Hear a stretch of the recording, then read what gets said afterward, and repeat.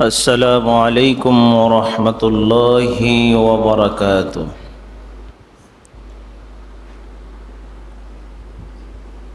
الحمد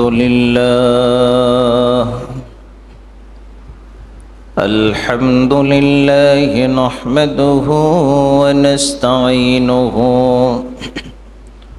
ونستغفره ونعوذ بالله من شرور أنفسنا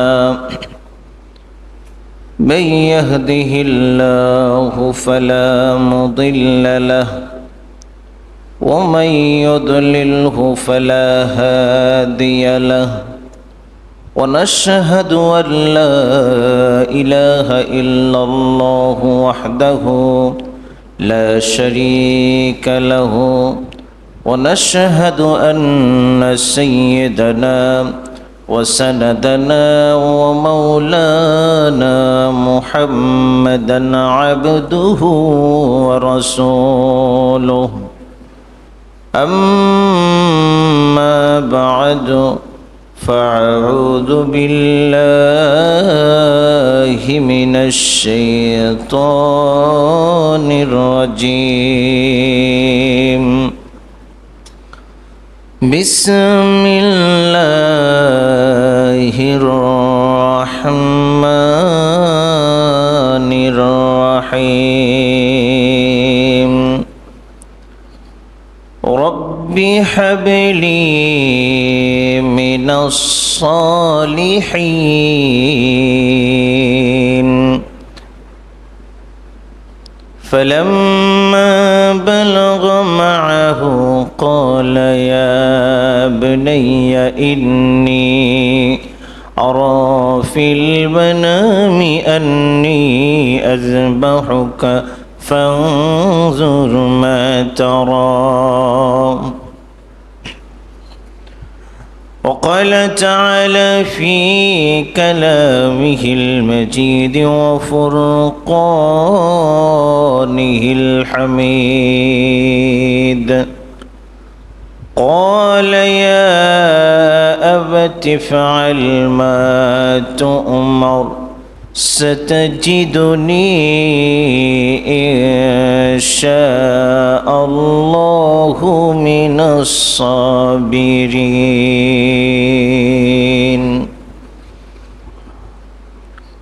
وقال النبي صلى الله عليه وسلم عن زيد بن أرقم رضي الله تعالى عنه قال قال الصحابي يا رسول الله صلى الله عليه وسلم ما هذه أضاحي يا رسول الله صلى الله عليه وسلم قال سنة أبيكم إبراهيم عليه الصلاة والسلام.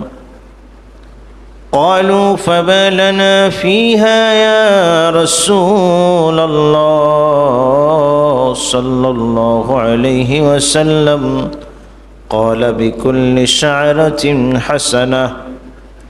وقالوا فسوفوا يا رسول الله صلى الله عليه وسلم قال بكل شعرة من السوف حسنة. إن الله وملائكته يصلون على النبي يا أيها الذين آمنوا صلوا عليه وسلموا تسليما. اللهم صل على سيدنا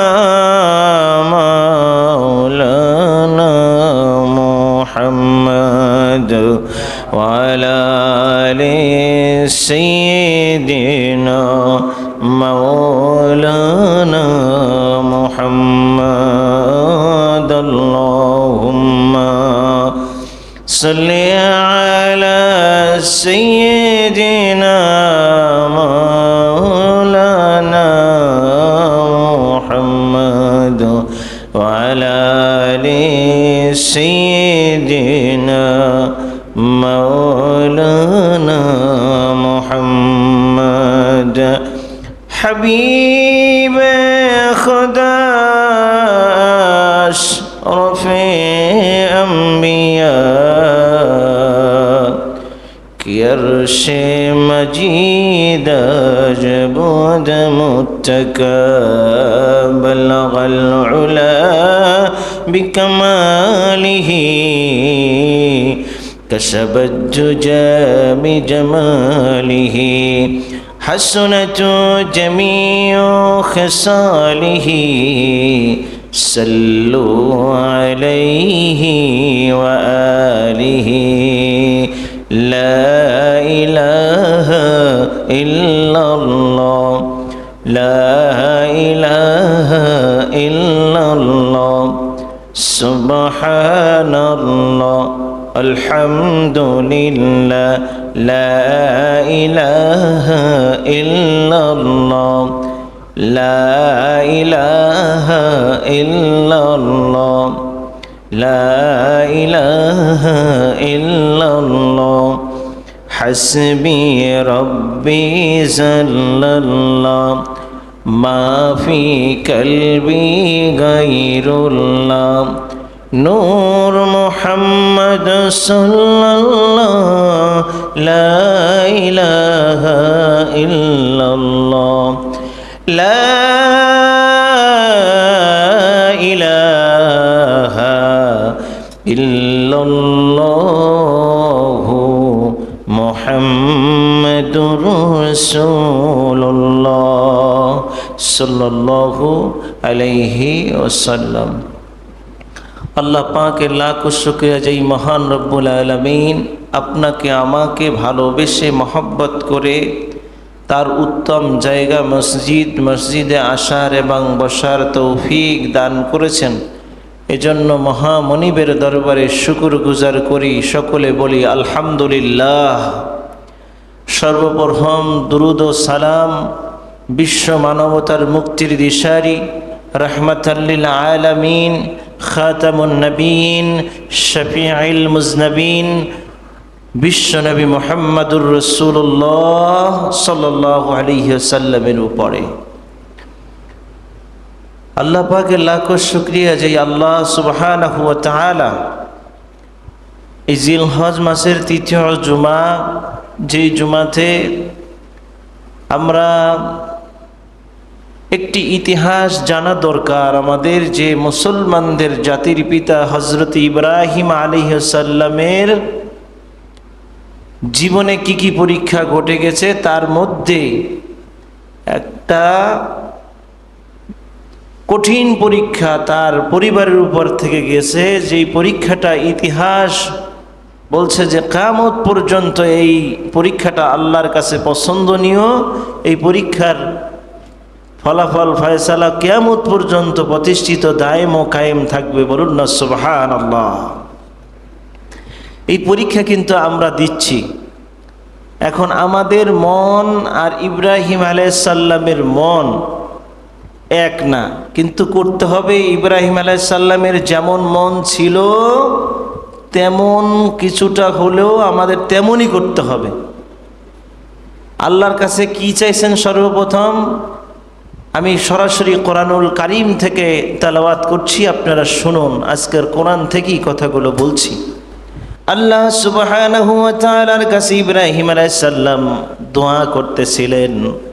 তার বয়স যখন ৮০ বছর, তখন আল্লাহ তারে একটা সন্তান দেন নাই। এমত মুহূর্তে আল্লাহর কাছে বারবার দোয়া করতেছেন।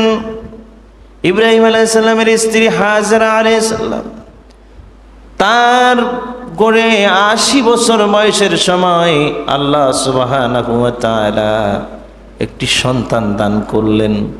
এই সন্তানটার জন্য দোয়া করলেন হযরত ইব্রাহিম আলাইহিস সালাম। কি দোয়া করলেন আমাদের জানা দরকার আছে কিনা? আমাদের জানা দরকার আছে না?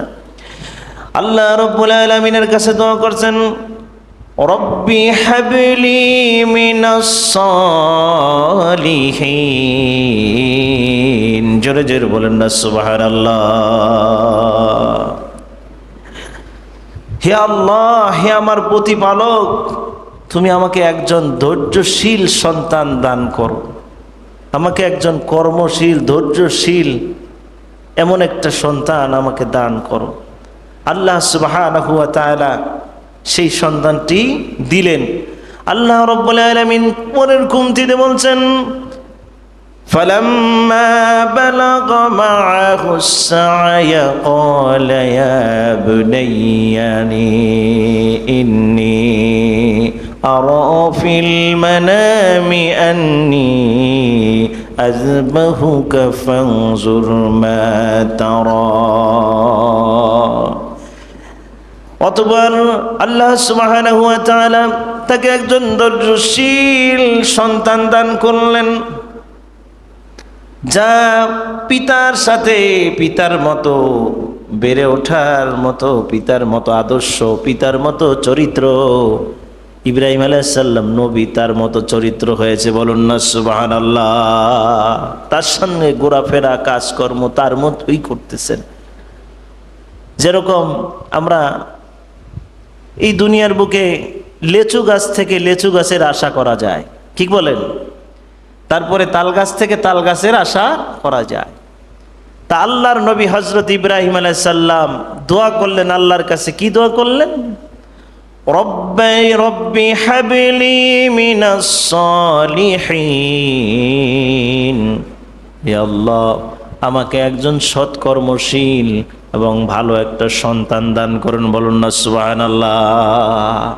আর আল্লাহ রাব্বুল আলামিন জবাবে বলছেন, সুসংবাদ দিয়ে বলছেন, জয় ইব্রাহিম, তোমাকে অবশ্যই আমি ধৈর্যশীল এবং ভালো সন্তান, নেককার সন্তান আমি দান করলাম। সুসংবাদ দিলেন, বলুন না সুবহানাল্লাহ।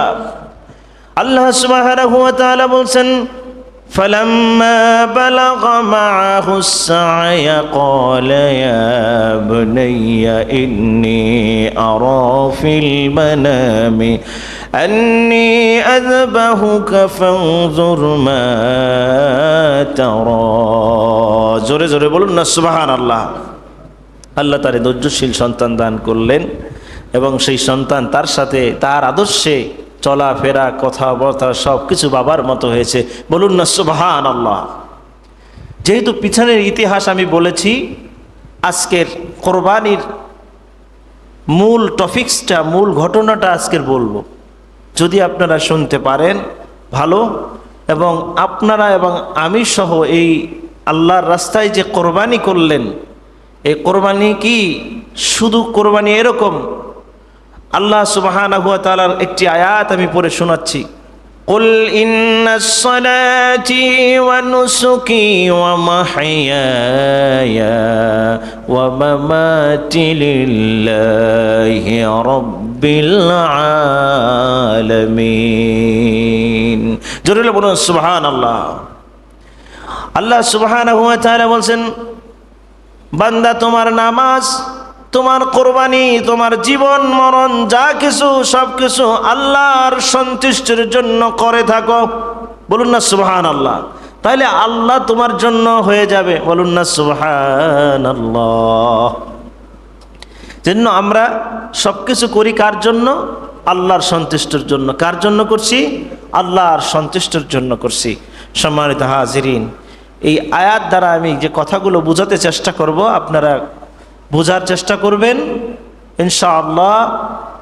এই কোরআনের আয়াত দিয়ে আল্লাহ সুবহানাহু ওয়া তাআলা কি সুন্দরভাবে তার জাতির পিতা হযরত ইব্রাহিম আলাইহিস সালামকে পরীক্ষা নিলেন। সেই পরীক্ষা নিলেন, সেই কথাটাকে কোট করে ইতিহাসের পাতায়, কোরআনের পাতায় আল্লাহ কিয়ামত পর্যন্ত দায়েম ও কায়েমে রেখেছে, বলুন না সুবহানাল্লাহ। আজ আমরা এই কোরআন পড়ে এগুলো জানতে পারছি, এই ইতিহাসগুলো শুনতে পাচ্ছি। আর এই ইতিহাসগুলো যদি বিলীন হয়ে যেত, যেরকম ভারত বলতো যে কোরবানি মুসলমান হিন্দু যারা সম্প্রদায় বিভিন্ন বলতেন যে গরু কোরবানি দিতে পারবেন না, গরু আমাদের প্রাণীকে হত্যা করা যাবে না, এইভাবে তারা নিষেধাজ্ঞা দিতেন। কিন্তু যদি ইব্রাহিম আলাইহিস সালামের পুত্র ইসমাইল আলাইহিস সালামের কোরবানিটা হয়ে যেত, তার কি অবস্থাটা হতো? যার যার সন্তান কোরবানি দেওয়া কি সম্ভব? এখন অনেক মানুষ আছে যারা নিজের টাকা পয়সা খরচ করে কোরবানি দিতে চায় না, কোরবানি দেয় না। আবার অনেকে দেয়, উদ্দেশ্য ভালো না, উদ্দেশ্যের মধ্যে ভেজাল, দেয় নিজে মাংস খাওয়ার জন্য, নিজে গোস্ত খাওয়ার জন্য। আল্লাহ তাআলা বলছেন যে আমার কাছে এই রক্ত, মাংস, গোস্ত যা কিছু আপনি, এগুলো কোনো কিছুই আমার কাছে পৌঁছে না। আমার কাছে বান্দার তাকওয়া, বান্দার খোদাবিরু, এগুলো আল্লাহর কাছে পৌঁছে। বলুন না সুবহানাল্লাহ। এখন আমরা কি করতেছি? এগুলো সব মনের অন্তরের খবর আল্লাহ দেখতেছেন না? গরু কেনার সময় মানুষ নিয়ত করে বাসার থেকে বের হয় যে আমি গরু কিনতে যাইতেছি। যদি কারো নিয়ত এভাবে যে আমি গরু কেনার পরে ফ্রিজে মাংসগুলো রাখবো, আমার টাকা দিয়ে আমি গরু কিনবো, আর এই টাকা দিয়ে আমি গরু কিনে আমার মতো করে আমি ফ্রিজে রেখে রেখে আস্তে আস্তে করে খাবো, এরকম অনেকের মন মানসিকতা থাকে, তাহলে তার কোরবানি হচ্ছে না। এরকম একটি ঘটনা আমি বলি উল্লেখিত, যে একজন লোক কোরবানির গরু কেনার জন্য বাজারে যাচ্ছে, জিজ্ঞেস করতেছে ভাই যান কোথায়? কয় গরু কিনতে যাই। তাহলে বলে এক আল্লাহ বলেন ইনশাআল্লাহ, আল্লাহর উপরে ভরসা রেখে বলেন যে ইনশাআল্লাহ আমি গরু কিনতে যাচ্ছি। আমার টাকা দিয়ে আমি গরু কিনবো, আমি ইনশাআল্লাহ কেন বলবো? মানে তার উদ্দেশ্য দুনিয়াদারি, খারাপ উদ্দেশ্য। তো যখন গরুর বাজারে গেছে, গরুর বাজারে হাজারো গরু কেনার সময় দেখতে দেখতে দেখতে দেখতে পকেট মাইরা তার পকেট কাইটা টাকা নিয়ে গেছে। এখন সে গরু কেনার সময় যাই দরদাম কইরা এখন গরুর টাকা দিতে পারতেছে না, এখন তো লজ্জায় পড়ে গেছে। কি পড়ছে? লজ্জায় পড়ে গেছে। এটা উদাহরণ বলতেছি। লজ্জায় পড়ে বিপদে পড়ে সে এখন একটা গরু কিনা দরদাম করার পরে যদি পকেটে হাত দিয়ে দেখে পকেটের মাথার থেকে পকেটের মধ্যে মাথা পর্যন্ত হাত ঢুকে যাইতেছে, কিন্তু আর ব্রেক হইতেছে না, তাহলে হারে পকেটে টাকা নাই, চোরে নিয়ে গেছে। আর মন টন খারাপ করে রাস্তা দিয়ে হাঁটে আসতেছে, ওই নামাজি ব্যক্তির সাথে আবার দেখা, যে ভাই আপনি খালি হাতে আইতেছেন, ঘটনা কি গরু কিনলেন না? বলছে ইনশাআল্লাহ টাকাটা চোরে নিয়ে গেছে। কি কইছে বলেন? ইনশাআল্লাহ পকেটে টাকাটা চোরে নিয়ে গেছে। যতক্ষণ পকেটে টাকা থাকে ততক্ষণ আমার বিড়ি আমি খাচ্ছি, আমার টাকা দিয়ে আমি বিড়ি খাইতেছি, আমার টাকা দিয়ে আমি মস্তানি করতেছি, আমার টাকা দিয়ে আমি ফাইজলামি করতেছি। আর যখনই আল্লাহ ভিখারি বানায় দেয়, তখনই আল্লাহ, যখন বিপদে পড়ে বান্দা, তখনই শুরু হয় আল্লাহর কাছে আকুতি বিনতি, আল্লাহ বিপদ থেকে রক্ষা করো, বিপদ থেকে বাঁচলেই নামাজ শুরু করে দিব। কথা ঠিক কিনা? বিপদ থেকে বাঁচলি, বিপদ থেকে উদ্ধার হলি, আমি নামাজ শুরু করে দেব, 5 ওয়াক্ত নামাজ শুরু করে দিব। আল্লাহ তুমি এইবারের জন্য আমাকে রক্ষা করো। আবার বলে আল্লাহ, নামাজও পরে আইসা বিপদে বললে সঙ্গে সঙ্গে দেখি মসজিদে মুসল্লি, নানান ধরনের মুসল্লি আছে, ভ্যারাইটিয়াস মুসল্লি আছে। আমরা ইমামরা দেখে দেখে মাঝে মাঝে হাসি, একা একা হাসি, যে হাসি পায়। জীবনে আপনাকে দেখলাম না, হঠাৎ করে সামনের কাতারে আইসা নামাজ পড়তেছেন আর তসবিহ গুনতেছেন, ইমাম সাহেবের চাইতেও বেশি এত গোনা গুনতেছেন। এরপরে 2 দিন পরে যখন বিপদ উদ্ধার হয়ে যায়, তারে খোঁজ করে আর পাওয়া যায় না। এরকম পরিস্থিতি হয়, আল্লাহর সাথে বাটপারি করা হয়। নদীর পার ভাঙে ওপার ঘরে, এই তো নদীর খেলা, সকাল বেলার বাদশারে তুই ফকির সন্ধ্যা বেলা। কথা ঠিক কিনা? আকাশে উড়িলে যদি হইতো আউলিয়া, সর্ববেক্ষা আউলিয়া হইতো তোতা ময়নাটিয়া। পানিতে ভাসিলে যদি হইতো ফকির, সর্বপেক্ষা ফকির হইতো কচ্চম কম্বীর। কথা ঠিক কিনা বন্ধুরা আমার? মানুষ দেখে কিন্তু চেনা যায় না, অন্তরের খবর কিন্তু জানা যায় না, কিন্তু তার অন্তরে আল্লাহর যদি মহব্বত থাকে, রসুলের ভালোবাসা থাকে, সে অবশ্যই আল্লাহর সঙ্গে প্রতারণা করবেন না। কোরবানি একটি প্রতারণা হয়ে গেছে। কোরবানি অনেকে দেখানোর জন্য করে, কোরবানিটা কারো দেখানোর জন্য, মানুষে দেখবে কে কার চাইতে বড় গরু কিনে। কেউ আবার রাস্তায় হাঁটে আর জিজ্ঞাসা করে তুমি ছাগল না গরু। আমি আশ্চর্য হয়ে যাই, মাঝে মাঝে যে বলি যে ইমাম সাহেবরা হাসে, মাঝে মাঝে ইমাম সাহেবরা একা একা হাসে, যে মানুষের বলে মানুষ জাতির তারে বলে তুমি ছাগল না গরু, এরকম প্রশ্ন করে কিনা, মানে শর্টকাট জিজ্ঞাচ্ছে যে আপনি কি গরু কিনছেন না ছাগল কিনছেন। কারণ ওইভাবে তো আর বলতে পারে না যে আপনি গরু কিনছেন না ছাগল কিনছেন, ডাইরেক্ট বলতেছে যে আপনি গরু না ছাগল। যে গরুতে জিগায় সেও এক গরু, আর যারে জিগাচ্ছে সেও আর এক গরু। আমি মনে করি আল্লাহর রাহে কোরবানি করবে, সেটা প্রশ্নটা হবে যে আল্লাহর রাস্তায় যে গরুটা কিনলেন, যে গরু কিনছেন আল্লাহ সুবহানাহু ওয়া তাআলা, কেমন হলো ভাই? আলহামদুলিল্লাহ, আল্লাহর রাস্তায় আপনি দিচ্ছেন, আল্লাহ আপনাকে দিতে দিয়েছে, দেওয়ার তৌফিক দিয়েছে। মনোরঞ্জনভাবে গরুটা কোরবানি করতে হবে। গরুটা কোরবানি করার পরে নিয়ত থাকতে হবে কেনার থেকে, এখন থেকে নিয়ত করতে হবে। এই জন্য জুমার আলোচনাগুলো 2 সপ্তাহ 1 সপ্তাহ আগের থেকে বলি যে নিয়তটা প্রথম থেকে ইখলাসের সাথে সহি করতে হবে। ভেজাল নিয়া কোরবানি দিয়া কোনো লাভ নাই। যে হুজুর এত সবের কথা শুই না, গরু একজনেরটা চুরি করে আইনা দিলে তো সব, যে পরিমাণ শুনছি সবের কথা, যে একটা কোরবানি করলে এত সব, যে একটা গরু যদি কোরবানি করা হয় তার প্রত্যেকটা লোমে লোমে সব দেওয়া হবে। একটা গরু, একটা দুম্বাতে কত পরিমাণ হাজারো হাজারো লোম রয়েছে, যে এত লোমে এত যদি সব হয়, এত মানে ফজিলাত হয়, তাহলে গরু একজনেরটা চুরি করে আইনা দিয়া যে গুনাহ হইব, গুনাহ আর পাপ মিলাইয়া সমান, মাঝখান দিয়া মাংস খামু ফাও, এরকম নিয়ে অনেকের থাকে। বাটফারি নিয়ে, এটার নাম কি বলেন? বাটফারি নিয়ে। উদাহরণগুলো দিচ্ছি আপনাদের বোঝানোর জন্য, মজা করার জন্য না। এটা হলো বাটপারি নিয়ত। এটা কিসের নিয়ত? বাটপারি নিয়ত। গরু কিনছে নিয়ত করে, নিয়ত বাসার থেকে বের হয়েছে যে গরু কিনে মাংস ফ্রিজে রাখতে হবে, বাটপারি নিয়ত। এটা কিসের নিয়ত? এটা বাটপারি নিয়ত। এটা আল্লাহর রাহে কোরবানি দেওয়া হলো না। আপনি যে টাকায় গরু কিনছেন, যত দাম দিয়ে কিনছেন, আপনি প্রতি কেজি মাংস মাপ দিয়ে আপনি কয় টাকা দাম পড়ছে সেটা হিসাব করেন। এটা বাটপারি নিয়ত। এটা কিসের নিয়ত বলেন? বাটপারি নিয়ত। এটা নিয়তের মধ্যে ভেজাল আছে। আল্লাহ যা যতটুকু দিয়েছে আলহামদুলিল্লাহ, যা মাংস হয়েছে আলহামদুলিল্লাহ, এইভাবে নিয়ত যদি থাকে ইখলাসের সাথে, তোর কুরবানি কবুল হবে। বলুন না সুবহানাল্লাহ। এরপরে আসেন, গরু কেনার তো কথা বললাম, এই ব্যাপারে আপনারা বুঝলেন যে গরু কিনতে হলে নিয়তটা সহি করতে হবে।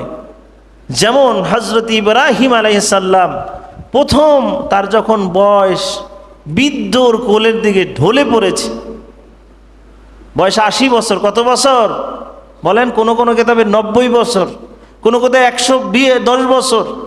ধরলাম আমি 80 বছর। ধরলাম কত বছর? 80 বছর। 80 বছরের সময়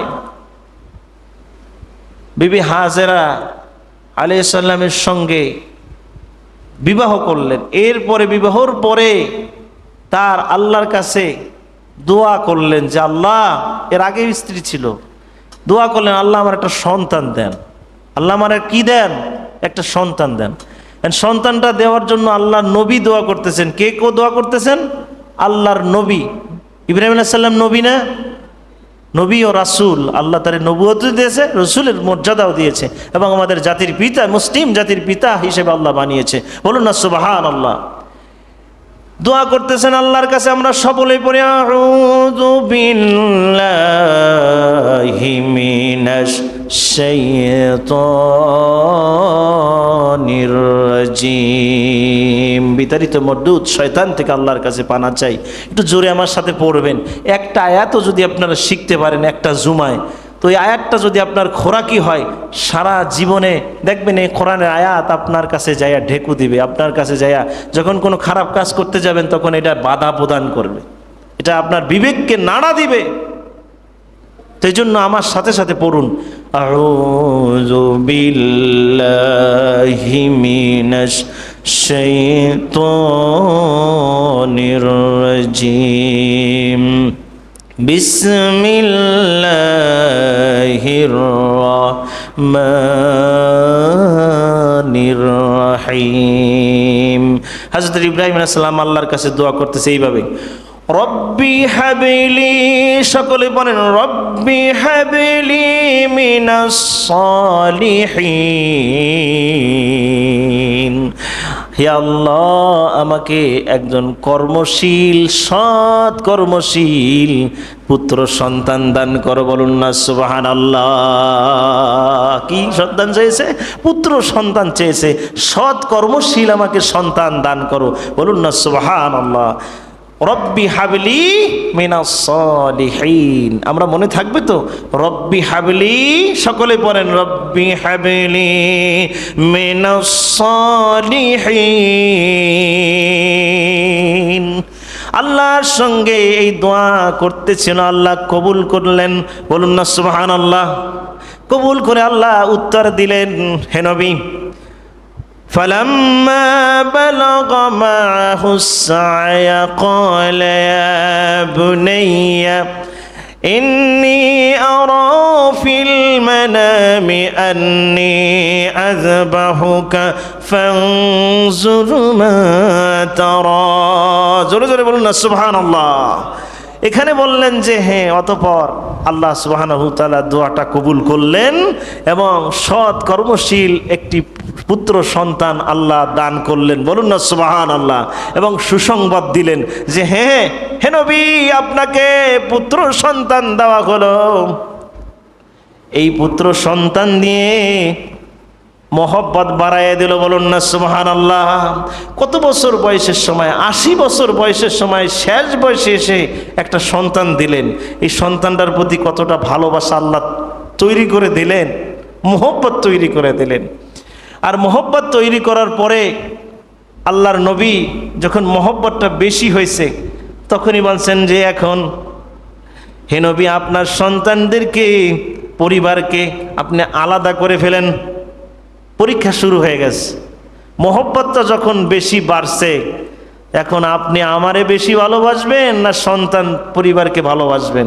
তখনই আল্লাহর নবীকে পরীক্ষা শুরু করে দিলেন যে ঠিক আছে, তাহলে কি করতে হবে? আল্লাহর কাছে বললে, আল্লাহ কি করতে হবে? যে আপনি এদেরকে মরুভূমিতে রেখে আসেন। বলুন না সুবহানাল্লাহ। বলেন না সুবহানাল্লাহ। কাহিনীটা শুনেন। মরুভূমিতে রাখা হলো। কুল ইন্নাস সালাতি ওয়া নুসুকি ওয়া মাহইয়ায়া ওয়া মামাতি লিল্লাহি রাব্বিল আলামিন। বলুন না সুবহানাল্লাহ। এই আয়াত দ্বারা বলেন যে হে নবী, আপনার নামাজ, আপনার কুরবানি, আপনার যাবতীয় জীবন মরণ সবকিছু আল্লাহর সন্তুষ্টির জন্য। বলুন না সুবহানাল্লাহ। এই আয়াত দিয়ে কি বুঝাইছে? যা কিছু আছে সব কিছু কি আল্লাহর সন্তুষ্টির জন্য আপনি পালন করেন। এখন আল্লাহ সন্তুষ্টির জন্য করবে নাকি মানুষের সন্তুষ্টির জন্য করবে? বিবির সন্তুষ্টির জন্য করবে না সন্তানের সন্তুষ্টির জন্য করবে?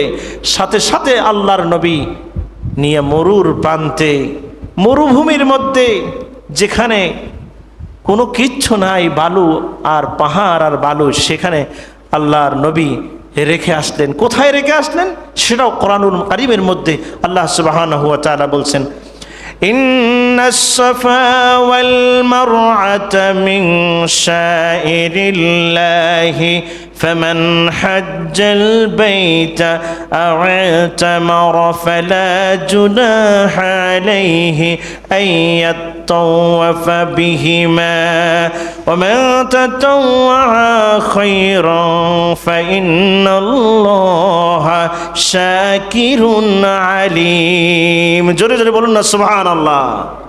এখানে বলছে ইন্নাস সাফা ওয়াল মারওয়াতা। সাফা মারওয়া পাহাড়ের টিলার থেকে এখন হাজিরা সাই করতে হয়। সেটাকে আল্লাহর বিধান কিয়ামত পর্যন্ত থাকবে। বলুন না সুবহানাল্লাহ। আল্লাহ বলতেছেন যে আমার নবীর যে পরীক্ষার জায়গাগুলো নিয়েছি, প্রত্যেকটি জায়গা আমার পছন্দনীয় ছিল। আর কিয়ামত পর্যন্ত এটাকে ইক্তেদা করতে হবে, বলুন না সুবহানাল্লাহ। এটা ইক্তেদা করাইছেন বিশ্বনবী মুহাম্মদুর রাসূলুল্লাহ সাল্লাল্লাহু আলাইহি সাল্লামকে, বলছেন যে হে নবী, এগুলো আপনার উম্মতের জন্য জরুরি, বলুন না সুবহানাল্লাহ।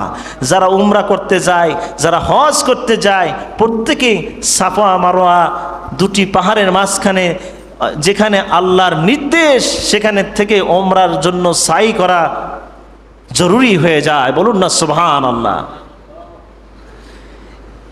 হযরত ইব্রাহিম আলাইহিস সালাম এভাবে করে করে তার সন্তানকে বড় আল্লাহ তাআলা বড় করলেন, খেলাধুলার উপযোগী করলেন, চলাফেরার তার মতো আদর্শ বানালেন। যেমন ছেলে তেমন বাবা, আবার যেমন বাবা তেমন সন্তান হলো। আল্লাহ এত সুন্দর সন্তানকে পরীক্ষা নেওয়া শুরু করে দিলেন। এখন রাখলেন কোথায়? সেই মরুর প্রান্তে। সেখানে তার বিবি বাল বাচ্চাদেরকে রেখে আবার দোয়া করলেন। আবার কি করলেন? আল্লাহ, এই আপনার কাছে রেখে গেলাম, জিম্মাদার আপনি, আমি কিছুই না, আপনার বান্দা, আপনি হেফাজত করবেন, বলুন না সুবহানাল্লাহ। কে করলেন? হযরত ইব্রাহিম আলাইহিস সালাম দোয়া করলেন। কার কাছে? আল্লাহর কাছে। যা কিছু করছি, কুল ইন্না সলাতি ওয়া নুসুকি ওয়া মাহইয়ায়া ওয়া মামাতি লিল্লাহি রাব্বিল আলামিন। হে আল্লাহ, আমি যা কিছু করছি আপনার সন্তুষ্টির জন্য করছি। আপনি আমার সন্তানদেরকে, আমার পরিবারকে দেখার দায়িত্ব আপনার, বলুন না সুবহানাল্লাহ। আমরা কি এরকম কোনোদিন পরীক্ষার মধ্যে পড়েছি? আল্লাহকে ভুলে যাই, এত সহজে আমরা আল্লাহকে ভুলে যাই। আল্লাহ তার সেই মরুর প্রান্তে এমন পরিস্থিতি যেখানে পানি নাই, খাদ্য নাই, কিচ্ছু নাই, সব কিছু আল্লাহর উপরে জিম্মা রেখে দিয়েছে। আমরা হলে পারতাম, বলতাম যে খাইবে কি, না খাইয়ে মারা যাবে, পানি একটু দিয়ে যাই, খাবার একটু দিয়ে যাই, কিংবা এইটা করে যাই। কিচ্ছু করেন নাই, আল্লাহর দায়িত্বে হেফাজতে রেখে চলে গেছেন। আল্লাহ তাআলা ছোট্ট মাসুম বাচ্চাকে পরীক্ষা নেওয়ার জন্য, তার মা কাতর হয়ে গেছে, তার দুগ্ধ, বিবি হাজেরার দুগ্ধ শুকিয়ে গেছে, পরিস্থিতি পানি নাই, পাহাড়ের এ পাহাড়ে যায়, ও পাহাড়ে যায়। প্রত্যেক হাজিরা হজ যখন করতে যায়, তখন সবাই কিন্তু সাফা মারওয়া দৌড়ায়, সাই করে না? সবাই সাই করে না? সবাই সাই করতে হয়। এটা কিয়ামত পর্যন্ত এটা বিরাজমান থাকবে, বলুন না সুবহানাল্লাহ।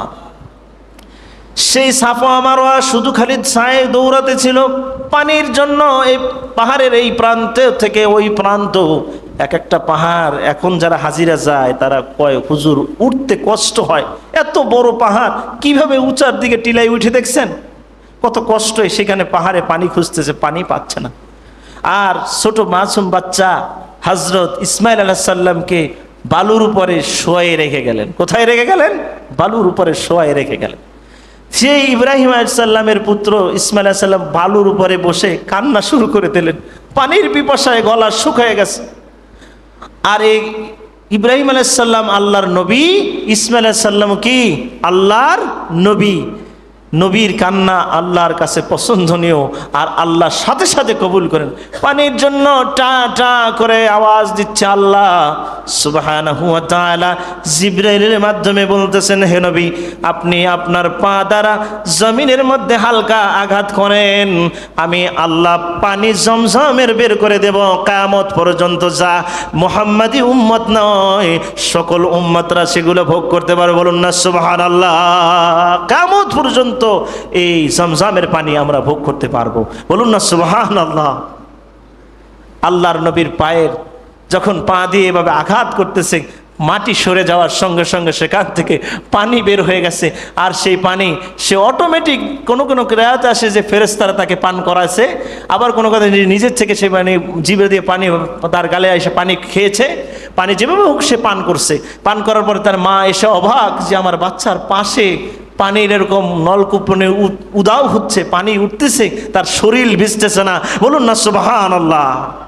আল্লাহর নবীর পাশে বসে সেখানে সেই দৃশ্য দেখে মা পানি পান করলেন, সন্তানকে আবার পানি পান করালেন। সেই পানিটা আজও পর্যন্ত জারি রাখবে নয়, কিয়ামত পর্যন্ত আল্লাহ জারি রাখবে, বলুন না সুবহানাল্লাহ। সেটা সরাসরি জান্নাতের পানি, জান্নাতের থেকে লাইন করে। এখনো বিজ্ঞানীরা গবেষণা করে, বহুত গবেষণা করে যে এই পানির লাইনটা কোথা থেকে আনা হয়েছে। এখন পর্যন্ত খুঁজে পাই নাই, যেটা পাবেও না, কিয়ামত পর্যন্ত খুঁজলেও পাবে না। এটা সরাসরি জান্নাতির পানির আওজে কাউসার থেকে এসেছে, বলুন না সুবহানাল্লাহ। এই পানির বিশুদ্ধ কিনা এটার ভুল ধরার জন্য কত গবেষণা, কতভাবে গবেষণা করেছে যে এটাকে ভিতরে পানি বিশুদ্ধ কিনা, এটার মধ্যে কোনো ভেজাল আছে কিনা, এর জন্য কত ধরনের কি করছে, করার পরে দেখতেছেন যে সবচাইতে ভালো পানি, বিশুদ্ধ পানি, প্রোটিন যা কিছু, ভিটামিন যা কিছু থাকা দরকার সব কিছু ফুলফিল আছে, বলুন না সুবহানাল্লাহ। পানিগুলো কে দিয়েছেন? মহান আল্লাহ সৃষ্টিকর্তা দিয়েছেন। আমাদের নবীদের এই যে নদী পানি কি হয়, লবণ হয়, আবার দেখা যায় নোনা হয়, বিভিন্ন ধরনের প্রবলেম থাকে। খাইলে, কাঁচা পানি খাইলে অনেকে অসুস্থ হয়ে পড়ে, কিন্তু এগুলো ফুটাইয়ে খায় অনেকে। কিন্তু আল্লাহ এমন এক পানি বের করে দিল যা কোনো ফুটানো দরকার নাই, খাওয়ার সঙ্গে সঙ্গে আল্লাহ শেফা স্বরূপ। মানুষের কোনো রোগ ব্যাধি বালা মুসিবত থাকলে জমজমের যদি পানি খায়, নিয়ত করে, সঠিক নিয়ত করে, ঈমান রেখে, আল্লাহ তারে সুস্থ করে দেয়, বলুন না সুবহানাল্লাহ। এই হলো জমজমের ইতিহাস। এরপরে আসেন, আল্লাহর নবী যখন একটু বড় হলেন, ইব্রাহিম আলাইহিস সালামের পুত্র ইসমাইল আলাইহিস সালাম, সেও নবী যখন একটু বড় হলেন, 9 বছর বয়স, তখন তার পিতাকে আল্লাহ স্বপ্নে দেখান। আল্লাহ স্বপ্নে দেখাইতেছেন এইভাবে, আল্লাহ সুবহানাহু ওয়া তাআলা বলছেন, قال يا أبت افعل ما تؤمر ستجدني إن شاء الله من الصابرين, বলুন না সুবহানাল্লাহ। এখানে আল্লাহ সুবহানাহু ওয়া তাআলা ইব্রাহিম আলাইহিস সালামকে আরেকটি নির্দেশনা দিলেন, فلما أسلم وتله من الجبين وَنَدَيْنَاهُ أَنَّا بِإِبْرَاهِيمَ قَدْ صَدَّقْتَ الرُّؤْيَا إِنَّا كَذَلِكَ نَجْزِي الْمُحْسِنِينَ, বলুন না সুবহানাল্লাহ। তার স্বপ্নে দেখাইলেন যে হে ইব্রাহিম, তুমি যদি আল্লাহকে এত পছন্দ করো, তোমার পরিবারকে যা কিছু আছে সব রেখে দিয়ে এলে কোথায়? মরুভূমিতে। তা এখন এই সন্তান তো বড় হয়েছে, তোমার মহব্বতও তো বাড়ছে, তাহলে এখন এই সন্তানকে ডাইরেক্ট দেখানো, বলতেছেন তোমার প্রিয় বস্তুকে কোরবানি করো আল্লাহর রাহে। এখন ইব্রাহিম আলাইহিস সালাম সে খুঁজতে খুঁজতে বিভিন্নভাবে প্রিয় জিনিস কোনটা সে চিন্তিত হয়ে গেলেন। একটা সময় সে আল্লাহর রাস্তায় সর্বপ্রথম কোন রাতে 100 দুম্বা, উট কোরবানি করে দেয়, বলুন না সুবহানাল্লাহ। তার নিজের কোরবানির পাল থেকে কোরবানির শুরু করে দেয়। এভাবে করে 300 দেয়, হচ্ছে না। আল্লাহ পরে আবার দ্বিতীয় কুমতিতে স্বপ্নে দেখান, তোমার প্রিয় বস্তুকে তুমি আল্লাহর রাস্তায় কোরবানি করো। এখন প্রিয় বস্তুর বলতে আমার একমাত্র শেষ বয়সে 80 বছর বয়সের সময় যে সন্তানটি হলো, সেটি আমার একমাত্র প্রিয় মনে হয়, সেটি আমার কাছে সবচেয়ে প্রিয় বস্তু মনে হয়। কোন সন্তানকে জব করা বাবার জন্য কি সম্ভব? চিন্তা করে দেখেন, আল্লাহর জন্য ইব্রাহিম আলাইহিস সালাম কতটুকু করেছে, আমরা কতটুকু করতেছি। আমাদের সন্তানকে আমরা যদি একটা গাল পাছায় থাবর দেই, মাইর দেই, তাতে কতটা নিজে নিজে অনুতপ্ত হন চিন্তা করেন। একটা লাঠি দিয়ে পিটান দিলে মনে হয় যেন ওই পিটানটা আপনার গায়ে দিতেছেন, আপনি আঘাতটা আপনি দিতেছেন নিজের গায়ে নিজে। ইব্রাহিম আলাইহিস সালাম বলছে, যাই হোক, আমি আল্লাহর সন্তুষ্টির জন্য আমার প্রিয় বস্তু একমাত্র আমার সন্তান, আমি এই প্রিয় সন্তানকে আমি আল্লাহর রাস্তায় কোরবানি করার জন্য আমি রাজি হয়ে গেলাম, বলুন না সুবহানাল্লাহ। এখানে আল্লাহ তার প্রিয় সন্তান যখন 9 বছর তার কাছে যাইয়া বলতেছেন, আব্বু, অনেক দিন কিন্তু তাদেরকে ফালাই রেখে গেছে। যখন মানুষ বিদেশে যায় সন্তান রাইখা যায়, তখন বড় যখন সন্তান হয় মোবাইলে কথা বলে কিংবা যে মায়া কিন্তু বাড়ে না। সন্তান যখন বড় হয় তখন মায়া বাড়তে থাকে না, বাড়তেছে। এখন পরিস্থিতিতে এখন আবার স্বপ্নে দেখলো কোরবানির কথা। এখন এমন পরিস্থিতিতে যাইয়া সন্তানের কাছে বলতেছে, আব্বু, প্রথম দোয়াটা হযরত ইব্রাহিম সাল্লাম কি করছিলেন? প্রথম শুরুটা রব্বি হাবলি মিনাস সালিহিন। জোরে জোরে মনে সুবহানাল্লাহ। আল্লাহর কাছে দোয়া করছিল যে আল্লাহ আমাকে একটা সৎ কর্মশীল এবং আমার সুন্দর একটা সন্তান দান করো। আর এই সৎ এবং কর্মশীল এবং ধৈর্যশীল সন্তান আল্লাহ দান করলেন। এই সন্তানের কাছে যাইয়া তার বাবা বলতেছে যে আব্বু, আমি স্বপ্নে দেখছি যে তোমাকে আমার প্রিয় বস্তুকে কোরবানি করার জন্য, প্রিয় বস্তু তো তুমি, এছাড়া আর আমার কিছুই মনে হচ্ছে না। বলছে যে আল্লাহর যদি আদেশ হয়ে থাকে তাহলে আপনি কোরবানি করেন আমাকে, আমি ধৈর্যশীলদের কাতারে থাকবো। সে আল্লাহ তাআলা এই আয়াত কোরআনুল কারীমের মাঝে কোট করে নিলেন। আর সেই আয়াতটি আমরা আমার সাথে সাথে পড়ুন, সকলে বলেন আউযু বিল্লাহি মিনাশ শাইতানির রাজিম, বিসমিল্লাহির রাহমানির রাহিম। قال يا أبت افعل ما تؤمر ستجدني إن شاء الله من الصابرين।